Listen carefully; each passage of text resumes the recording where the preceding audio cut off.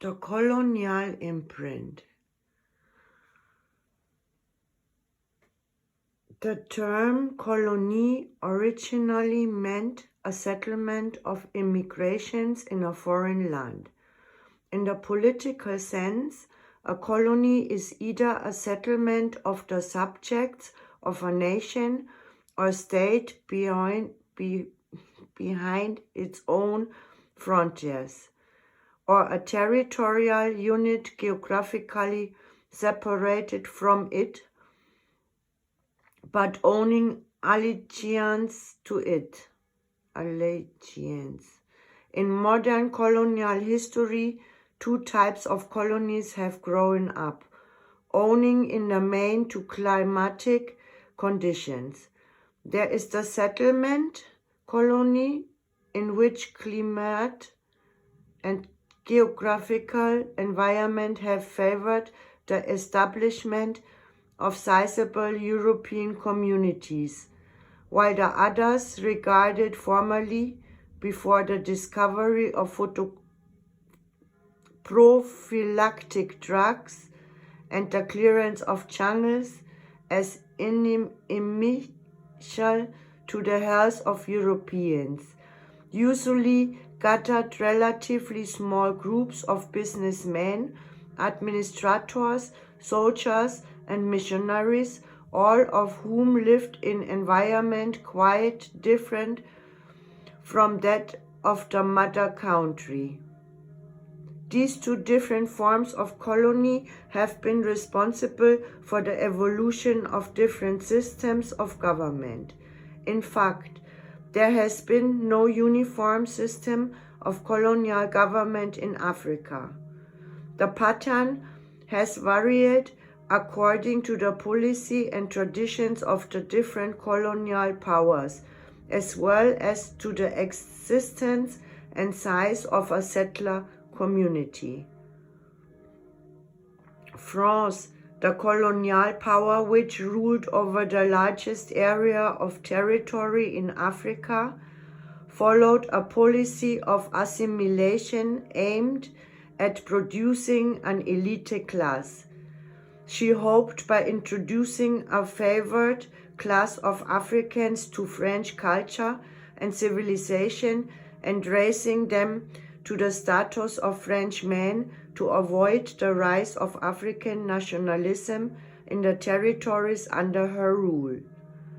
The class of elites, however, always remained relatively small, and outside it the bulk of Africans remained subjects to be exploited and maltreated at the will of one despot Frenchman, both high and low.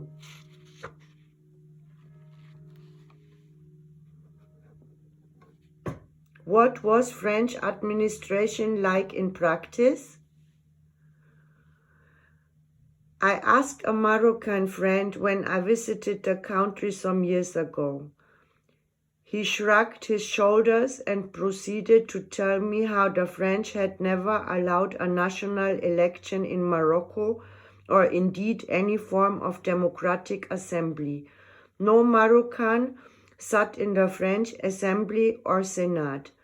There was no question of training Africans to manage their own affairs, even in the field of government. There was no freedom of the press. Patriotic organizations like Istiklal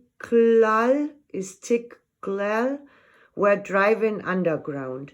It was practically impossible for a Moroccan child to get a decent education, he said. As for economic matters, the wealth of the country was almost entirely in French hands. But French policy can perhaps best be studied in Algeria. There, the French really tried to make the country an integral part of France. The departments of Algiers, Constantine, and Oran had the same status as departments inside France itself, and the African inhabitants of Algeria had, if they renounced Muslim law, the same rights as citizens of France. Yet, the utter failure of French policy in Algeria is apparent to the world. The reason is simple. Algeria's formed part of the African continent. It could never be part of France. It was just self-deceit to talk French Algeria, for there is only one Algeria, and that is Algerian. I have publicly stated Ghana's position towards Algeria. We supported the Algerian nationalists publicly. The argument that the European settlers had made Algeria their home and regarded themselves as Algerians is irrelevant. If they had been truly patriotic Algerians, they would not have opposed the Algerian nationalists. They would not have killed and terrorized and broken the provisions of the Franco-Algerian peace agreements. To the African, the European settler, whatever, living in South Africa, Kenya, Angola, or anywhere else in Africa, is an intruder, an alien who has seized African land. No amount of arguing about the so-called benefits of European rule can alter the fundamental right of Africans to order their own affairs. In the areas of settlement, the Europeans, in order to buttress their domination and entrench their economic hold, alienated the land from the Africans and then raised poll and overtaxes upon them in order to drive them out to work for starvation wages. They erected barriers of race to enforce segregation on grounds of the inferior social development of the indigenous people, and made this a reason for enforcing their right to rule.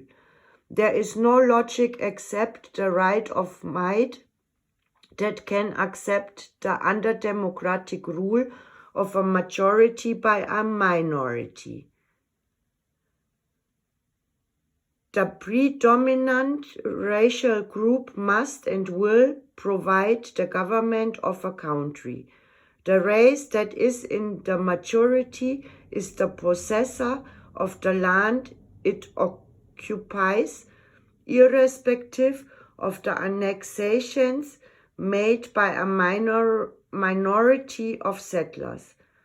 It is obvious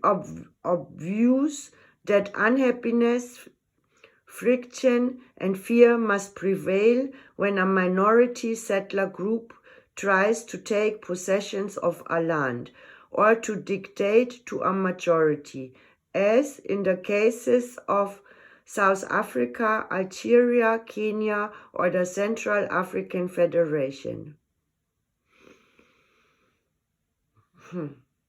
Amazing. Amazing grace, really. I have to drink a drop of water, please.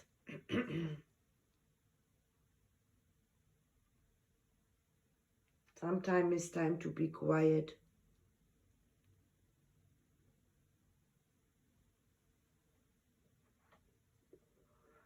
And start thinking. And what changed in 22? Nothing has changed. Even 100 good years now ago, nothing has changed really. My youth in Ghana knows they don't even know how to read and write. The farmer parents, they don't have money to send them to school. I don't know, I'm desperate.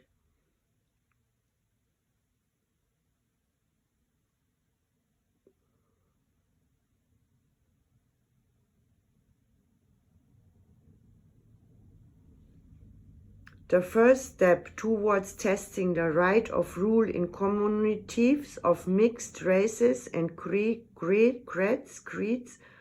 is to give every adult, irrespective of race and creed, the right to vote, when each citizen thereby enjoys equality of status with all others. Barriers of race and color will disappear, and the people will mix freely together and will work for the common good.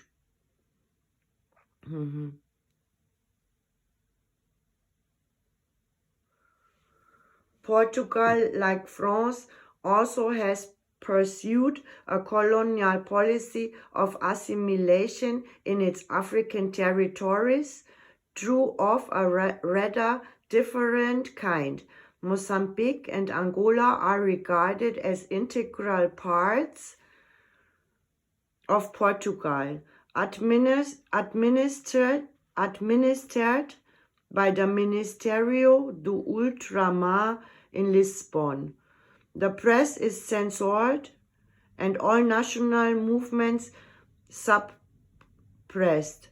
Mozambique, where the Portuguese have been for over 450 years, has a Governor-General's Council with equal numbers of official and non-official members and sends 2 deputies to Lisbon.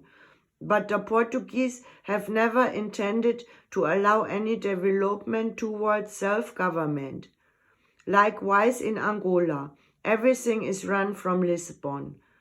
Portugal is at home on old-fashioned despotic oligarchy established and maintained in the interests of a small group of extremely wealthy families. It is at the same time one of the poorest of European countries.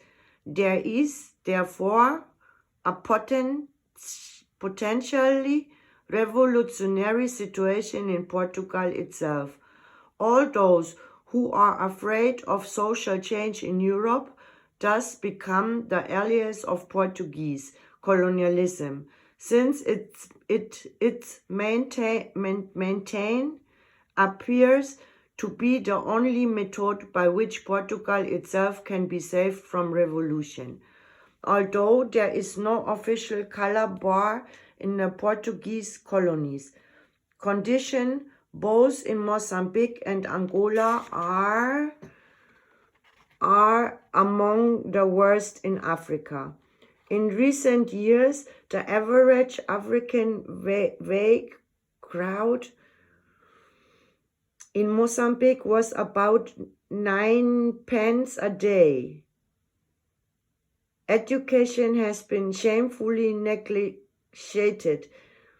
In 1955, there were only 68 African high school students in the whole of Angola. Oh, what a shame, really, I'm so sorry, really.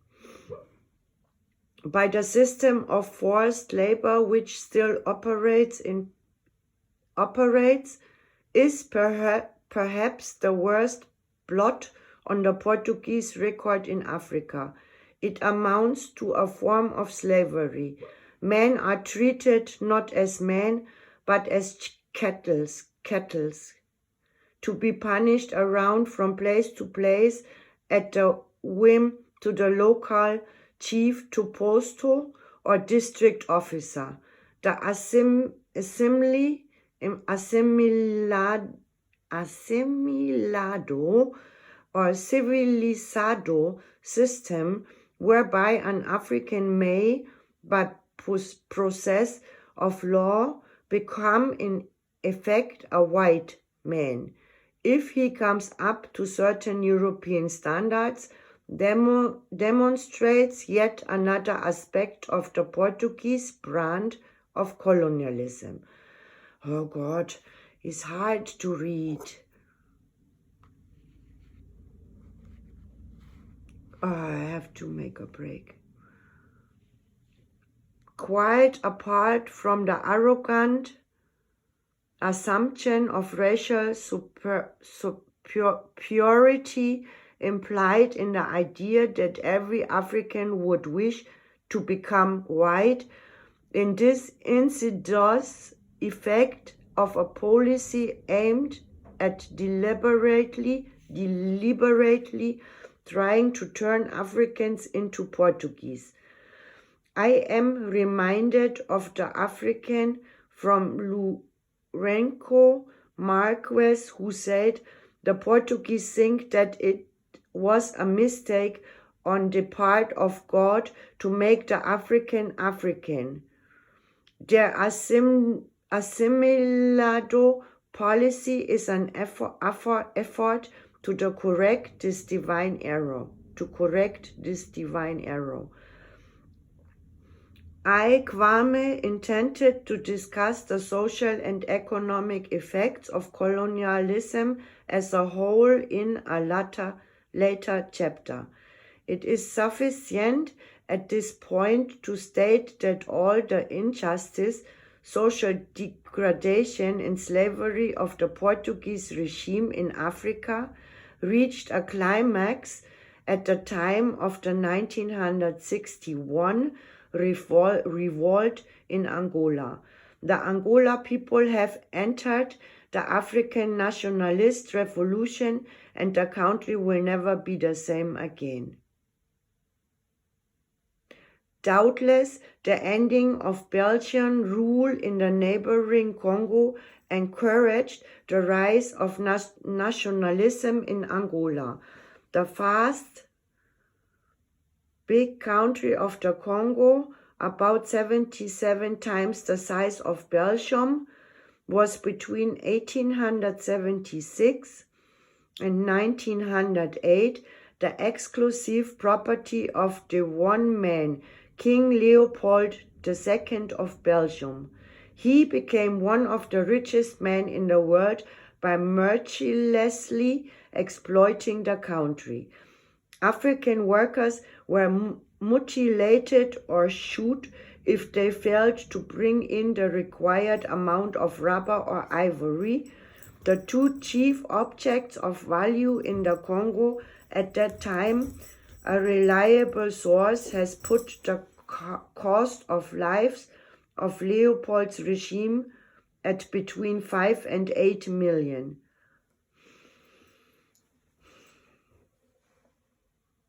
In 1908, as a result of a commission of inquiry set up to investigate atrocities, the Congo Free State became a colony under the Belgian government. A governor-general was appointed responsible to the Belgian parliament, but he had no legislative council or assembly to check his power, and no Congolese sat in the Brussels parliament. Nobody in the Congo, white or black, could vote, and the Congolese had few, if any, civil rights. The essence of the Belgian colonial system, as later developed, was to buy off any discontent by giving a certain amount of economic opportunity. Belgian district commissioners ruled their various localities in the same authoritarian manner as the Governor-General in Leopoldville. The Roman Catholic Church and big business were the other, no less, powerful rulers of the Congo. The Belgian government, in fact, shared considerably in the investment holdings of the interlocking combines, which monopolized the Congo's economy, often to the extent of as much as 50%. How shall we learn history? The whole past is forgotten. Everybody just too busy in this life now, really. But we shall not forget the past. And we are blessed that Kwame Nkrumah left us his way of thinking by books, really.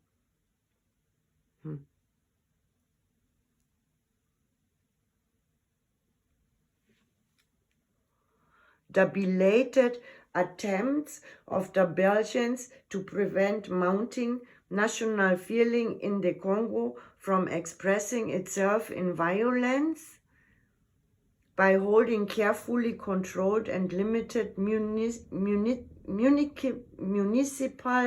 elections failed.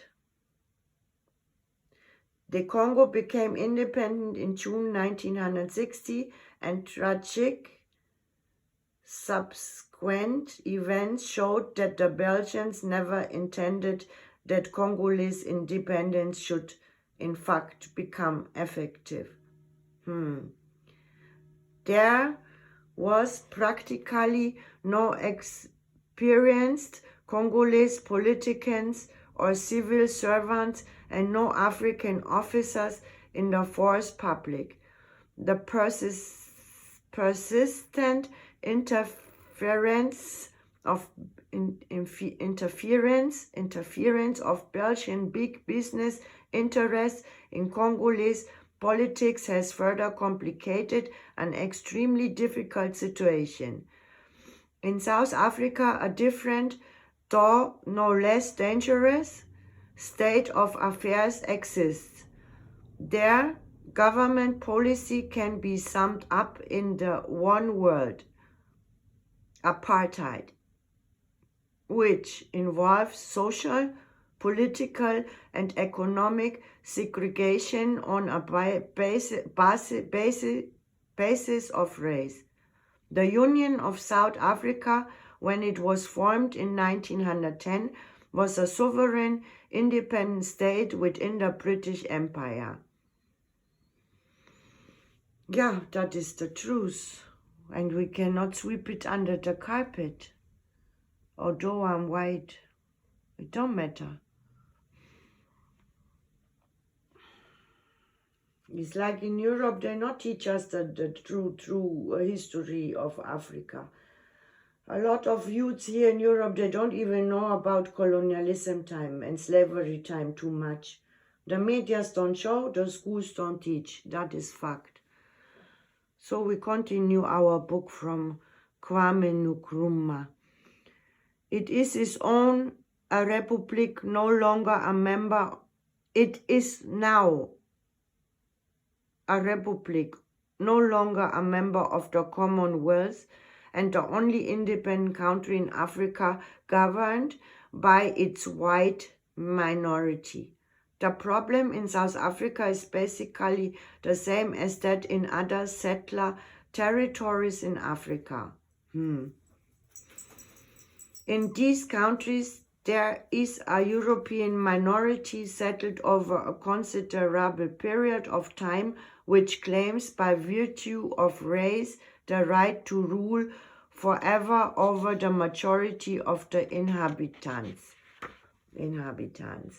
The ruling class in South Africa consists of some 3 million persons of European descent. Yeah, that was like 60 years ago. You count now by today. This ruling class controls the armed forces, which are armed and trained specifically to deal with civil disturbance. The opponents, the remaining 12 million inhabitants of South Africa, are unarmed and lack the elaborate political and economic organization which the ruling class has built up. It is because of this that the ruling class consider that their position is safe and that they can continue indefinitely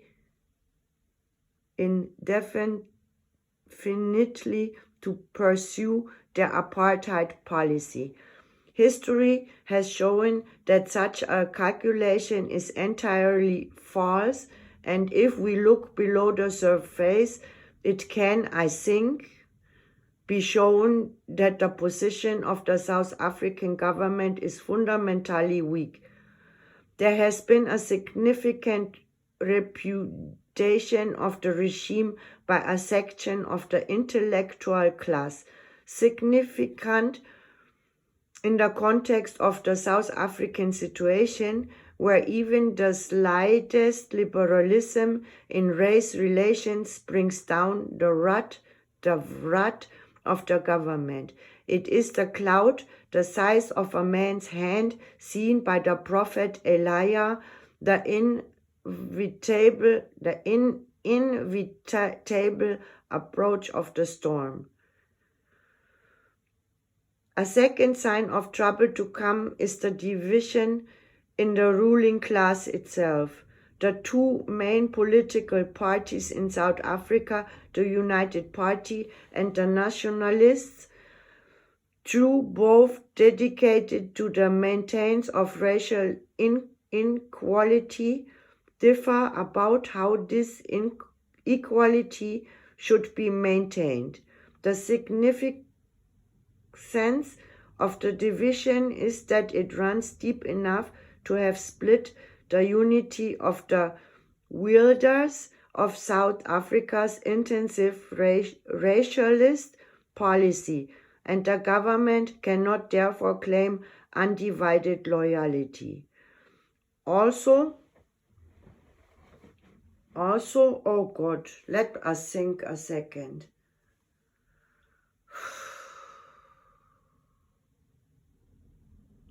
A one saying from Kwame Nkrumah is almost a full page. He wanna give a statement, it is like boof, 1 page. It's like you cannot breathe while you read. Oh my God, I never was good in reading, but I'm practicing. And all my friends, especially in Africa, who listen now, and you know who I mean, I'm not naming you by now, but you should sit down and at least learn how to read and write in your life. It make me cry, really. And I'm not talking about small youths. Even people in my age, I know in Nigeria, they don't know how to read and write. Even Ghana, they don't know how to read and write. I don't know. I don't understand.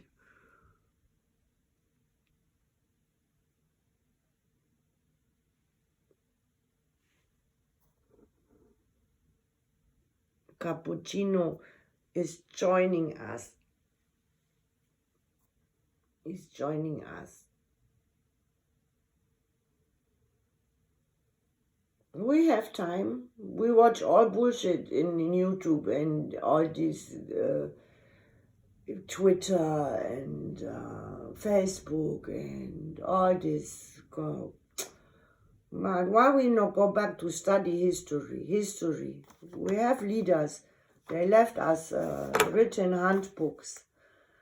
They're telling the truth, and now it's the new generation. We are the new generation. We must bring the changing. Our elder ones are too old, and our youths are too uneducated, full of nonsense. We are the generation now. So, Kwame continue. History has shown that such a calculation is entirely false, and if we look below the surface, it can, I think, be shown that the position of the South African government is fundamentally weak.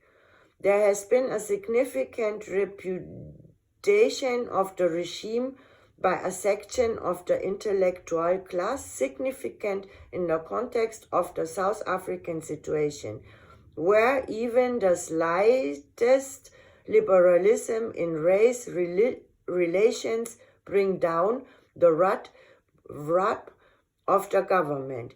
It is the cloud the size of a man's hand seen by the prophet Elijah. See, the inevitable approach of the storm. Inevitable approach. A second sign of trouble to come is the division in the ruling class itself. The two main political parties in South Africa, the United Party and the Nationalist Tough, both dedicated to the maintenance of racial inequality, differ about how this inequality should be maintained. The significance of the division is that it runs deep enough to have split the unity of the wielders of South Africa, youths, intensive racialist policy, and the government cannot therefore claim undivided loyalty. Also significant in recent years is the emergence of the Progressive Party, an organization of persons of goodwill allied to some of the shrewdest financiers in the country. These financiers are mainly of British stock and represent mining, manufacturing, and commercial interests concerned with the erection of a wider international market and easier international relations than the Boer-controlled apartheid policy allows. The intellectuals within the party realize that there is something deeply wrong with South Africa, and that if the Union is so survive, radical changes must be made. Ultimately, however, they all fight shy of the only change which can solve the South African situation, the establishment of the principle of one man, one vote, irrespective of color or racial origin. Like most reforming parties which spring up on the eve of revolution, they see an abyss opening up before them, but are unable to formulate any decisive alternatives. Against the distributing tendencies in the Union itself stands the tremendous unfolding of the African Revolution, which has spread with remarkable swiftness and towards the east, center, and south, so that it is now almost at the frontiers of South Africa. Why are you so certain that there will soon be a change of regime in South Africa? Questioning, a member of the Ghana National Assembly asked me shortly after South Africa left the Commonwealth.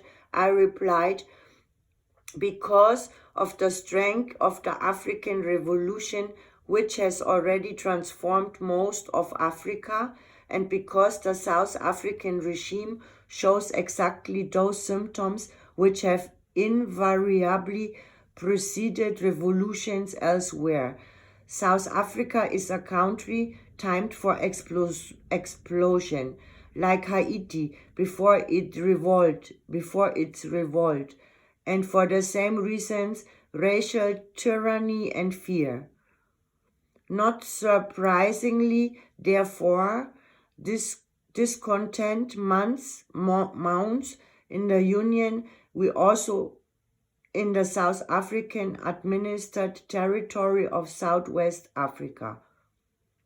Labor disputes often end in strikes and demonstrations.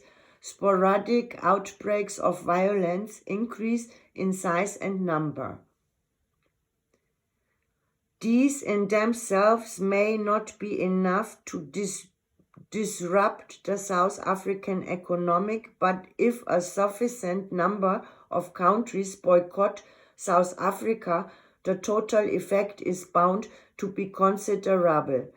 Already the Union government is dangerously isolated, politically cut off from the sympathy of its African neighbors and deprived, because of its apartheid policy, of the moral support of most of the world.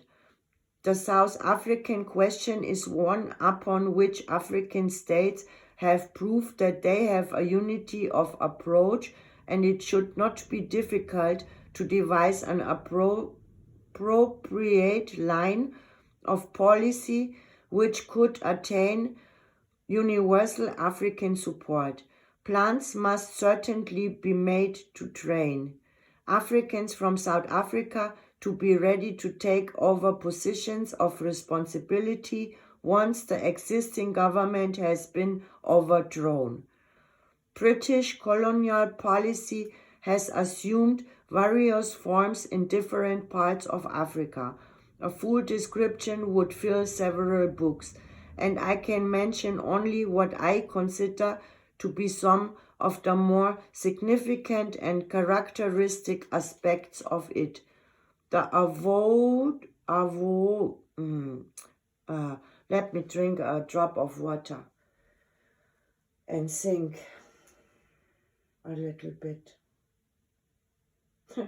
We are not on a midnight train to Georgia.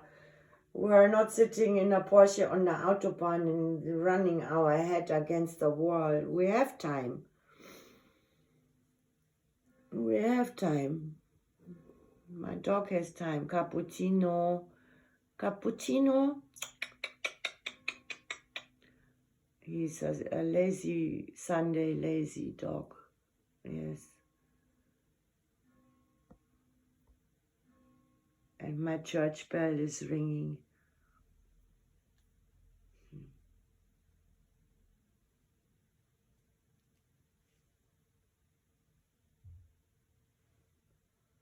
British colonial policy has assumed various forms in different parts of Africa.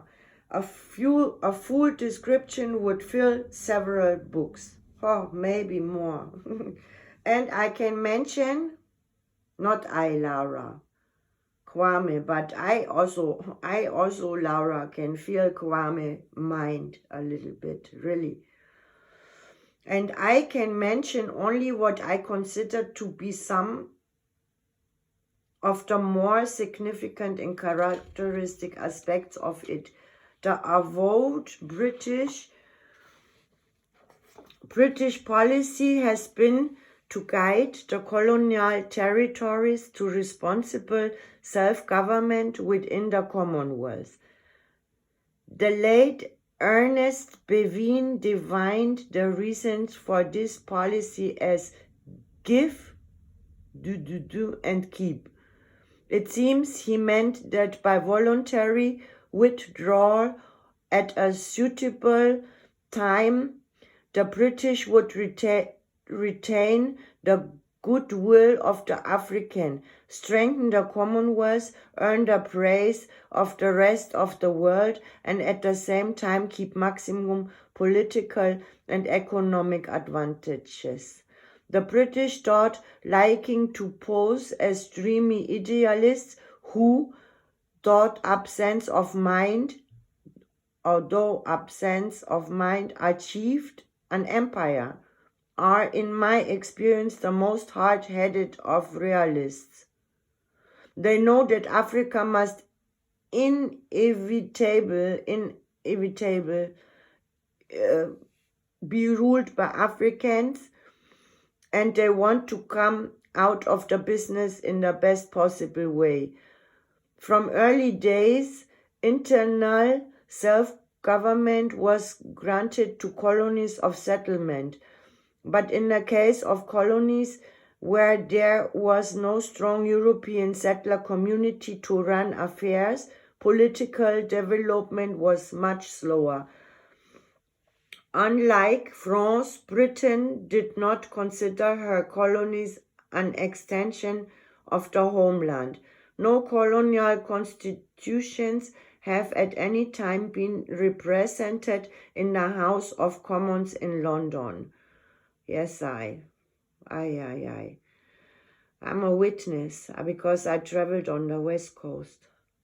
I'm a witness. Generally, a governor was placed over each colony. He was responsible to the Secretary of State of the colonies, who in turn was responsible to the House of Commons, the Cabinet, and ultimately to the Crown. He was not responsible to a local electorate, and here the truly authoritarian authoritarian nature of the regime becomes apparent. Although most colonies had an executive council called EXCO, this was usually appointed by the governor and again was not responsible to any locally elected assembly. In some colonies, unofficial members were in due course appointed. European unofficial members sat on the Executive Council in Kenya after 1919, and Africans on the Executive Councils of the Gold Coast, which is Ghana and Nigeria, after 1942. These councils had advisory power only, and their proceedings were secret. Under the Executive Council was the Legislative Council, which based the budget and certain laws. It could debate and vote on legislative proposals, but before it, and could question the government. But the government was not bound to take its advice. Before the Second World War, no Africans sat in legislative councils in East Africa. In 1944, one was nominated to the Kenya Legislative Council. The following year, 3 were appointed in Uganda, and in 1946, 2 in Tanganyika.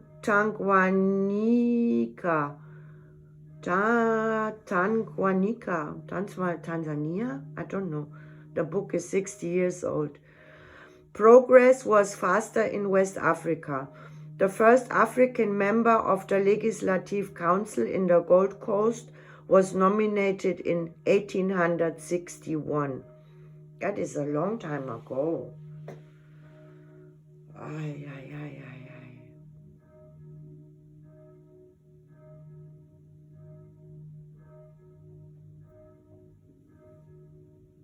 The power of the LegCo varied in different countries according to the ratio between official, unofficial, and elected members, where the elected members were outnumbered by the official and unofficial members. The assembly was controlled, in fact, by the governor. But in any case, the LegCo could not cause the government to resign, even if it outvoted it on some bill. The governor had certain reserved powers by which he could invalidate legislation, and he could, in time of extreme emergency, suspend the constitution and rule by decree. This was actually done not long ago in British Guinea. There have, of course, in recent decades been progressive revisions of the constitutions of almost all United Kingdom dependencies, and those which are not already independent have advanced constitutions which place responsibility for their own affairs largely in the hands of the local people. The evolution towards parliamentary government on the Westminster model has been marked by an obstinate refusal to grant, particularly in areas of white settlement, universal adult suffrage, the keystone, after all, of true democracy. In spite of the moralizings of British colonialists who argue that political reform is granted as and when the colony is ready for it, change has, in fact, come mostly as a result of pressure from below.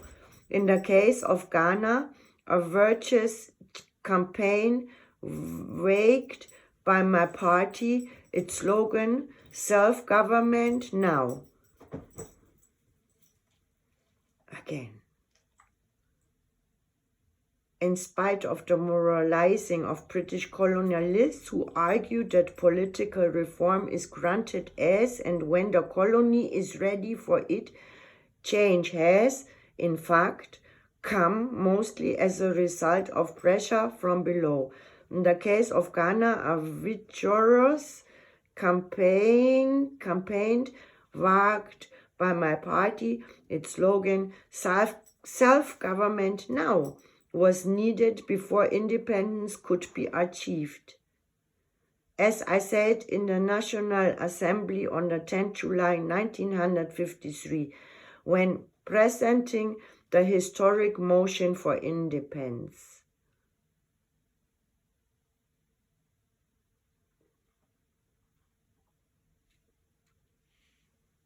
Patient, I'm coming. I have to think first what I have read. I must think.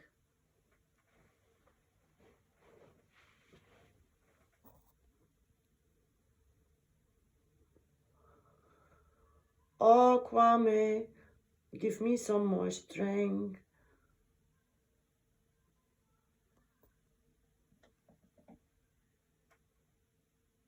As I said in the National Assembly on the 10th July 1953, when presenting the historic motion for independence,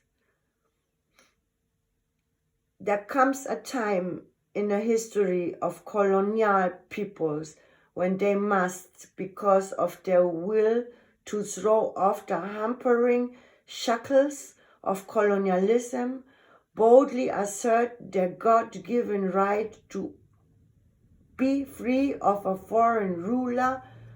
If there is to be a criterion of a people's preparedness for self-government, then I say it is their...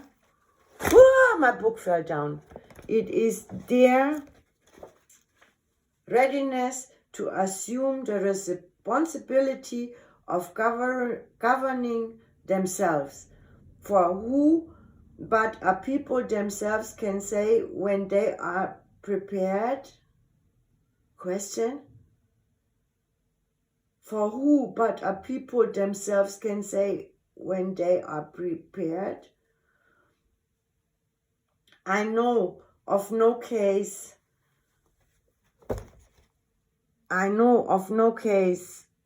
Now, let me drink some water because this is now the last page. We're coming to an end. Coming to an end.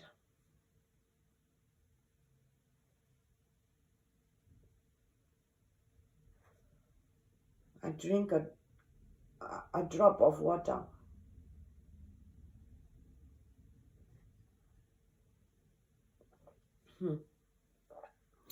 Okay, Kwame continue.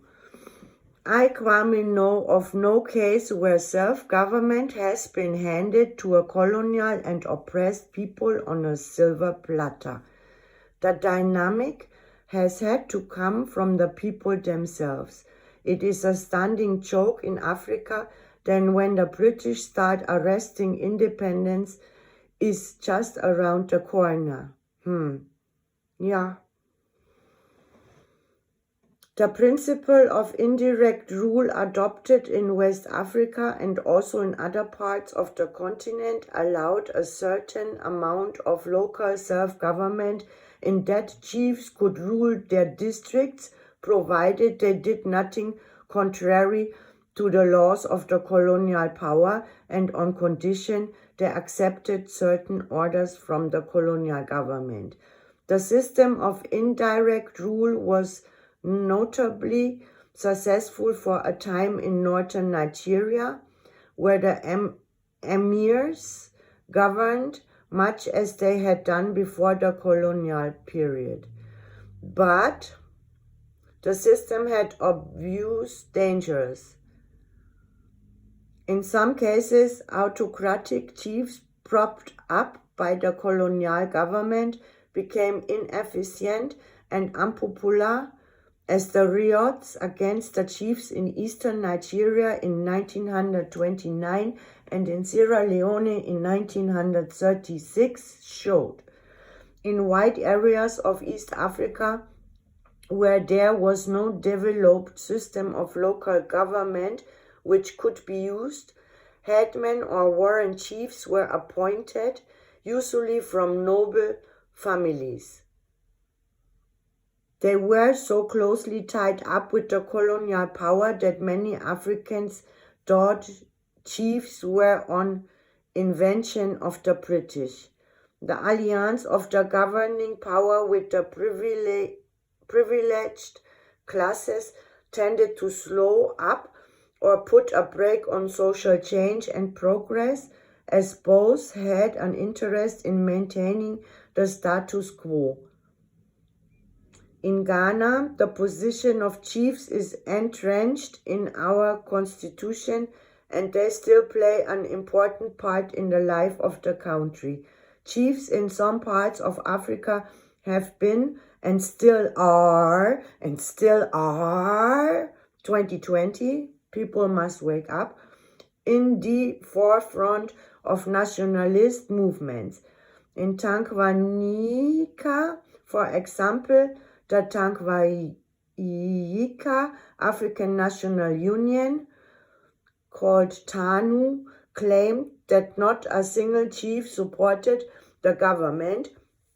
They were all supporters of TANU, but by and large the system of indirect rule, where chiefs were paid to administer their areas under the supervision of the colonial power, did lead frequently to divided loyalties as well as to the slowing down of democratic processes.